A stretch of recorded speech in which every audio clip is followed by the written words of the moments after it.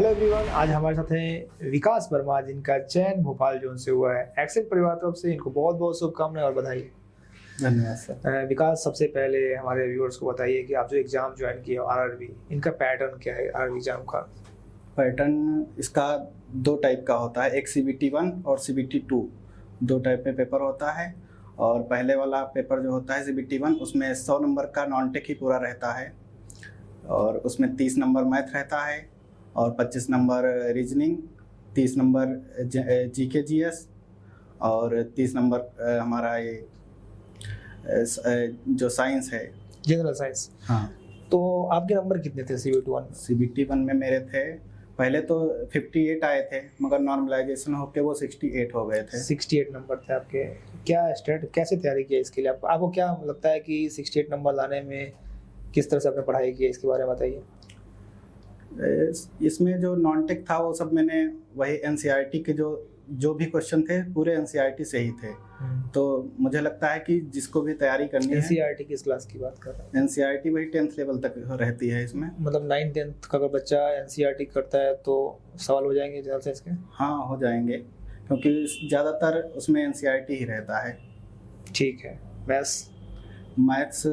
Maths मेरा basic अच्छा था पहले से ही। इसका तो हाई स्कूल लेवल का पूछते हैं। हाँ, उसमें भी बहुत ज़्यादा मुझे बस इतना होना चाहिए कि आप वहाँ पे थोड़ा दिमाग लगा सकें। तो कोई ज़रूरी नहीं कि आप पूरा उसका तैयारी ही कर रहे हैं तब भी, मगर आप मतलब जैसे है कि आप अगर अच्छे से दिमाग लगा रहे हैं तो इतने मतलब हाई लेवल के क्वेश्चन नहीं आते हैं जो आपसे मतलब थोड़े टाइम में ना हो पाए। CBT2 में क्या क्या आपका सिलेबस था, उसमें पैटर्न था उसका? कितने नंबर थे एग्जाम CBT2 में? CBT2 जो होता है 150 नंबर का होता है, उसमें 100 नंबर रहता है टेक्निकल का और 50 नंबर नॉन टेक का रहता है। नॉन टेक में क्या था उसमें? नॉन टेक में साइंस रहती है, 10 नंबर का कंप्यूटर रहता है और बस दो ही चीज। और आपके नंबर कितने थे? मेरे CBT1 में थे, CBT2 में 105 आए थे। फिर उसके बाद वो क्वेश्चन जो डिलीट हुए थे उसकी वजह से 110 नंबर हो गए थे। अच्छा। तो जो भी बच्चे आरआरबी का भी फॉर्म निकला हुआ है उनको क्या सेशन होगा सर? आपका क्या स्ट्रेटेजी होगा, कैसे बच्चे पढ़ाई करें? CBT1 में बहुत बच्चों के अंदर में दुविधा होती है। हाँ, इस बार तो टेक्निकल में सिविल के बहुत ज़्यादा सिलेबस होते हैं। हाँ, तो उसमें CBT1 के लिए अभी वही NCERT पूरा अपने आप ही पढ़ना चाहिए मेरे हिसाब से। और अगर बेसिक अच्छा है तो आप हाँ अपने आप ही पूरा पढ़ सकते हैं, इतना कोई कठिन नहीं होता है। और CBT2 के लिए जो अच्छे से अगर कोचिंग किया है बच्चा तो वो उसके लिए टेक्निकल बहुत ज़्यादा कठिन नहीं होगा। जो रोज पर डे कर रहा है उसके लिए बहुत ज़्यादा कठिन नहीं होगा, जो नहीं कर रहा है उसके लिए तो हर चीज़ कठिन होगी। ठीक है। आप रहने वाले कहाँ के? लखीमपुर खीरी के। अपने परिवार होते हैं कहाँ का? लखीमपुर कहाँ रहने वाले होंगे एक्चुअली? गाँव लखीमपुर खीरी में ब्लॉक है बेहजम में, वहाँ का। हम गाँव से बिलोंग करते हैं। हाँ, मेरे गाँव का नाम मिर्जापुर है। तो परिवार के बारे में बताइए अपने। मेरे परिवार में काफ़ी लोग हैं, जॉइंट फैमिली है। मेरे पिताजी, चाचा और चाची, दादी सभी लोग बहुत सपोर्टिव रहे हैं। मुझे अभी भी पैसे वैसे मांगने होते तो मैं अभी चाचा के पास ही फ़ोन करता हूँ, पिताजी से नहीं कहता हूँ कभी। तो सभी लोग सपोर्टिव हैं और सभी को भरोसा था कि मेरा हो जाएगा। तो पूरे परिवार कृषि पे है? हाँ, कृषि पे ही आधारित हैं सभी लोग। तो आप पहले इंजीनियर अपने घर के? हाँ। आपने डिप्लोमा कहाँ से किया है? डिप्लोमा गवर्नमेंट पॉलिटेक्निक मुरादाबाद से। और शुरुआती शिक्षा कहाँ से हुई आपकी? शुरुआती गांव में ही पढ़ा हूँ, क्लास 8 तक। उसके बाद लखीमपुर में मेरा पंडित दीनदयाल उपाध्याय सरस्वती विद्या मंदिर था। उसमें इंटर तक वहाँ पढ़ा हूँ। तो स्कूल से डिप्लोमा सिविल से करने का ये सोच कहाँ से आया? ये सोच मेरे मामा जी हैं, वो NHI में हैं इस समय, तो उन्हीं को देखकर मैं सिविल चूज किया था। अच्छा। तो उसके बाद आपने डिप्लोमा कंप्लीट करने के बाद आपने एक्सीलेंट विजन से कोचिंग ज्वाइन किया। ऑफलाइन स्टूडेंट्स थे आप? एक्सीलेंट विजन के ऑफलाइन स्टूडेंट्स हैं। विकास, आपको एक्सीलेंट के बारे में कैसे पता चला? एक्सीलेंट के बारे में यहाँ मेरे सहपाठी जो थे पहले के हाई स्कूल और इंटर के, वो लोग यहाँ पढ़ते थे, तो वो लोग पहले बैच में आए थे। मेरा मन था बीटेक करने का, मगर अच्छा कॉलेज नहीं मिला था। इस वजह से मैंने भी सोचा कि तैयारी करता हूँ SSCG की, तो इसीलिए उनसे मैंने संपर्क किया तो उन्होंने मुझे सजेस्ट किया था यहाँ। ठीक है, दोस्त के कहने पे आ गए फिर। लेकिन पढ़ने के बाद कैसा लगा आपको?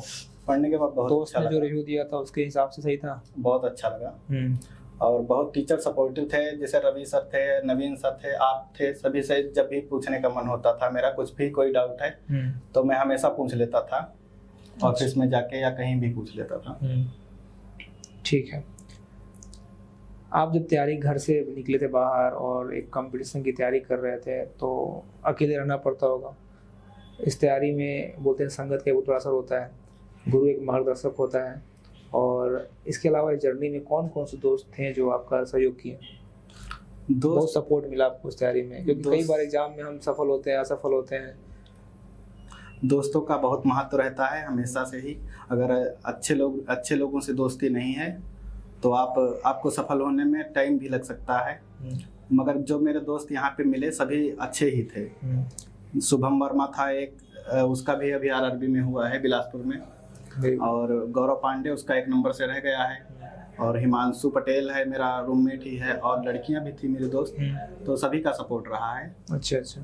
जो बच्चे तैयारी कर रहे हैं, जो आपके साथ कई बहुत बच्चे हैं, आपके बैच के भी बहुत बच्चे आरआरबी निकाले हैं, बहुत से बच्चों का कम नंबर से रह गया है और भी एग्जाम में, जो आपके सहपाठी हैं, जो आपके जूनियर हैं, जो भी तैयारी कर रहे हैं, उनको आप क्या कहना चाहते हैं अपने अनुभव से? उनको मेरा अनुभव ये कहता है कि अगर आप कोचिंग करने आए हैं तो यहाँ ऐसा कभी नहीं होना चाहिए कि आप किसी वजह से क्लास नहीं कर रहे हैं, क्योंकि यहाँ जो करने आए हैं वो सबसे पहले प्रायोरिटी पे होना चाहिए। तो मैंने भी कभी क्लास नहीं बंद किया है, हमेशा क्लास किया हूँ, चाहे मेरी तबीयत सही हुई है या नहीं हुई है, मगर क्लास करना है तो करना है ज़रूरी। तो क्लास करना बहुत ज़रूरी है, और उसी से टेक्निकल मेरा वहीं से सब अच्छा हुआ है। आरआरबी के एग्जाम के पहले और कोई एग्जाम दिए थे? हाँ, SSC JEE का दिया था। अच्छा, कहाँ तक गए थे उस एग्जाम में? मेंस तक गया था मैं। प्री निकाले थे? प्री में कितने नंबर थे? 120 मार्क। SSC JEE 2024? हाँ। अच्छा, तो असफल हुए तो कैसा, आप जब असफल हुए तो बहुत बुरा लगता है? हाँ, मगर मुझे ये पता था कि अभी सिलेबस नहीं पूरा हुआ है। अच्छा, मतलब ऑनगोइंग आपने कर लिया है, टेंशन नहीं लिया कि मतलब अभी आप पूरा नहीं पढ़े हैं तो ये हाल है। ठीक है, बहुत बढ़िया। जब आप आरआरबी एग्जाम निकाले, सबसे पहले किसे बताया अपनी सफलता? सबसे पहले पापा को ही बताया था। अच्छा, क्या रिएक्शन था उनका? उनका रिएक्शन बहुत अच्छा था, मतलब बहुत खुश हुए थे, और उनको भरोसा था। मैंने पहले भी बताया था इतना नंबर है मेरा, इतना रैंक वैसे दिखा रहा है, तो कहा था तो कोई परेशानी नहीं है, आराम से हो जाएगा उसमें। अच्छा, पहले से आश्वस्त थे? हाँ। चलिए, बहुत बढ़िया।